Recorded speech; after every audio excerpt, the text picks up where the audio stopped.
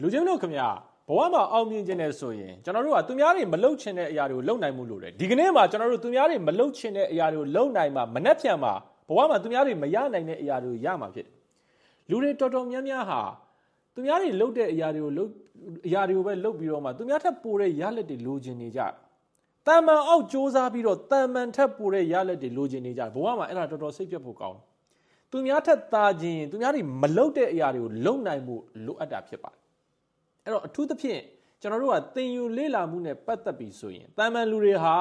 သူတို့စိတ်ပါရင်တင်တယ်စိတ်မပါရင်မတင်ဘူးသူတို့ပြောရင်တင်တယ်မပြောရင်မတင်ဘူးသူတို့စိတ်ဝင်စားရင်တင်တယ်စိတ်ဝင်စားရင်မတင်ဘူးသူများတဲ့တာတဲ့သူတွေကတော့သူတို့ကြိုက်ကြိုက်မကြိုက်ကြိုက်ပြောမပြောစိတ်ဝင်စားစားမစားစား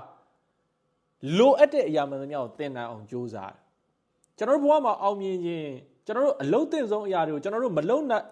ပ်ချင်ဆုံးအချိန်မှာလုပ်နိုင်မှုလိုတယ်အလုံးသင့်ဆုံးအရာတွေကိုကျွန်တော်တို့မလုပ်ချင်ဆုံးအချိန်မှာလုပ်နိုင်မှုလိုတယ်